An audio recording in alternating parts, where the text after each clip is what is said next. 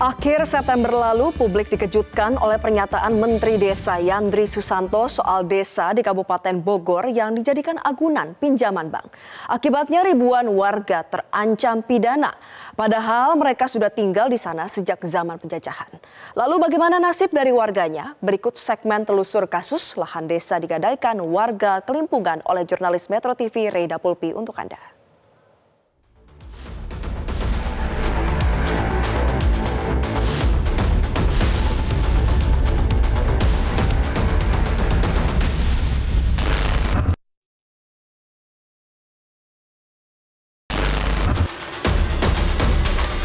Pada akhir September ini, publik dikejutkan oleh pernyataan Menteri Desa Yandri Susanto soal desa di Kabupaten Bogor yang dijadikan agunan pinjaman bank.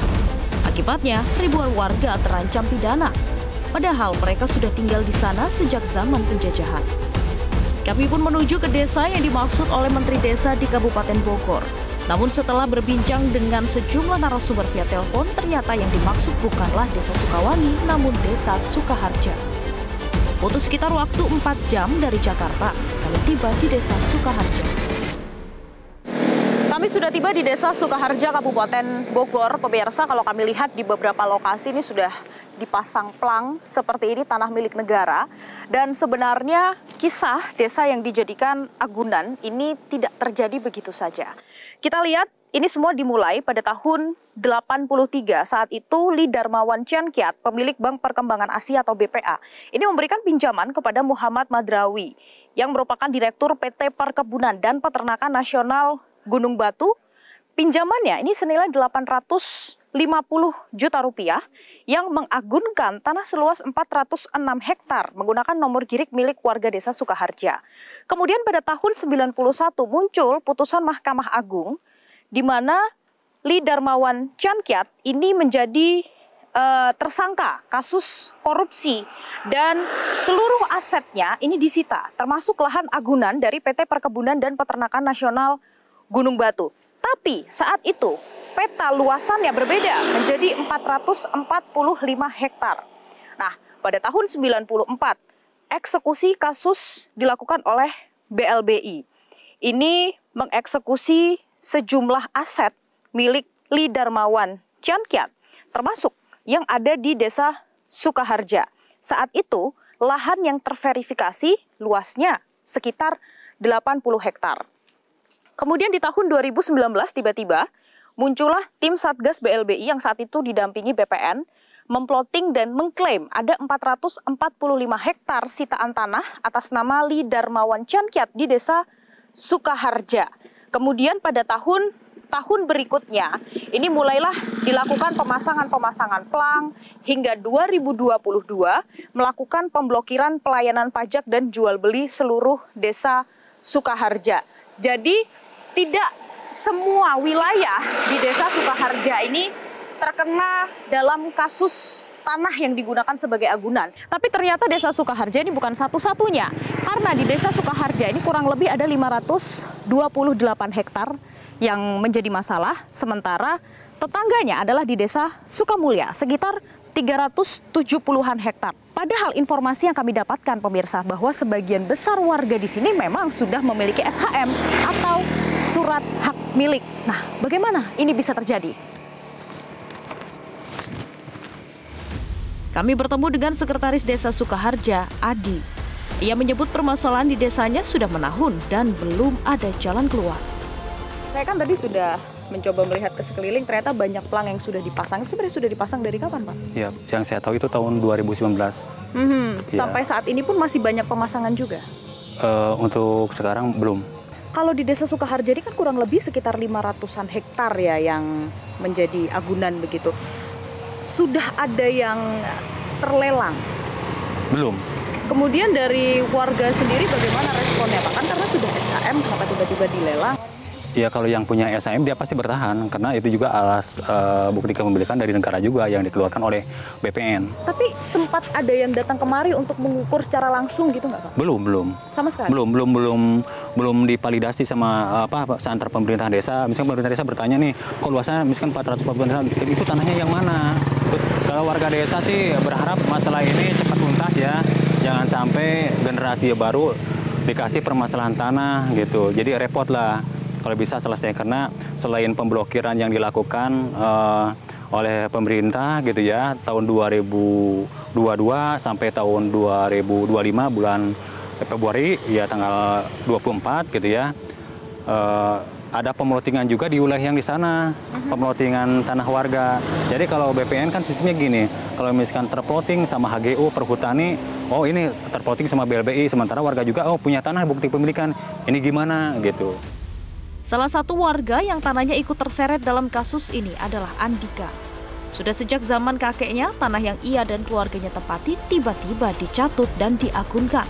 Namun hingga saat ini kasus belum selesai. Sejak tahun 2019, karena pada saat itu ada pihak Satgas BLBI bersama dengan BPN membawa alat ukur mengelilingi lahan-lahan kami, dan itu sempat kami protes. Tapi jawabannya pada saat itu adalah ini hanya untuk pengukuran secara keseluruhan, nanti yang tidak termasuk akan dikeluarkan. Nah di tahun itu juga kita mencoba memproses secara reguler SAM. Ternyata jawaban dari pihak BPN ini masuk plotting BI.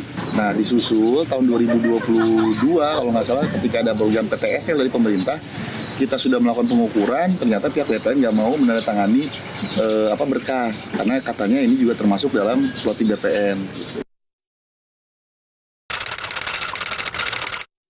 Kalau dengan Haji Madrawi kita pernah bertemu pada saat tahun 2014. Itu beliau turun untuk memverifikasi lahannya, dan kebetulan karena lahannya bertetangga dengan saya, jadi dia mencari keluarga saya dan saya untuk babat batas. Nah lokasinya masih ideal pada saat itu, bahwa tanah kita tidak masuk. Karena baru masuknya itu kemudian setelah Haji Madrawi meninggal, itu ada lagi verifikasi. Nah disitulah kemudian titiknya berbeda dan berubah, sehingga luasannya juga tidak sama lagi dengan yang inkrah putusan Mahkamah Agung. Berarti tiba-tiba sekarang dari mulai putusan inkrah itu hanya 450 hektar pengakuan tersangka. Nah hari ini yang diblokir itu 528 hektar yang tidak bisa sertifikat, yang tidak bisa mendapatkan pelayanan pertanahan, administrasi pertanahan, itu seluruh desa. Tanah Pak Haji ini kan bersebelahan ya, berarti tidak pernah dibeli? Tidak pernah, itu sudah ada pernyataannya dari Haji Madrawi. Dia tanda tangan, disaksikan oleh anak-anaknya. Makanya hari ini saya bingung kenapa Satgas BLBI tidak pernah membahas yang namanya Haji Madrawi yang menjadi latar belakang dari lokasi lahan sebagai agunan dari Haji Madrawi kepada Bank Pengembangan Asia yang dimiliki oleh Lidraman Cincat. Yang sudah SAM sebagian, Mbak. Tapi sebagian lagi pada saat proses pengajuan, baik secara reguler dan PTSL itu yang kemudian tertolak setelah ada plottingan dari BLBI. Ini kan udah ada nih beberapa SAM yang sudah jadi dikirim, salah satunya sudah SAM. Oke, ini tapi pemiliknya memang tidak tinggal di sini ya? Pemiliknya kebanyakan memang tidak tinggal di sini. Kejelasan, Mbak, karena kalau memang kita masuk, mana buktinya? Kalau memang kita tidak masuk, jangan digantung. Karena kita khawatir nanti ahli-ahli sejarah yang benar menyatakan keterangan jelasnya ini makin nggak ada, kekuatan kami menjadi lemah. Karena ini sudah di-plotting, udah berapa tahun ini, 2019, sudah 6 tahun. Tapi kan harusnya dari 6 tahun ini ada realisasi mana yang memang titik yang dirasa oleh pihak Satgas BLBI itu benar-benar titiknya adalah milik dari Lidraman Cincat yang diagunkan. Kalau masalah ini selesai, mohon langsung diurus. Jangan kemudian nanti dibiarkan terbengkalai dan menjadi masalah lagi. Seperti yang eksekusi 94 tidak dilanjutkan, akhirnya nol lagi di tahun 2019. Tapi pemirsa, usai berbincang dengan sejumlah warga, ternyata tanah yang bersengketa bukan hanya di Desa Sukaharja saja, tapi ada belasan ribu jiwa di Desa Sukawangi yang terancam pidana. Apa alasannya dan bagaimana bisa? Kami akan ke sana.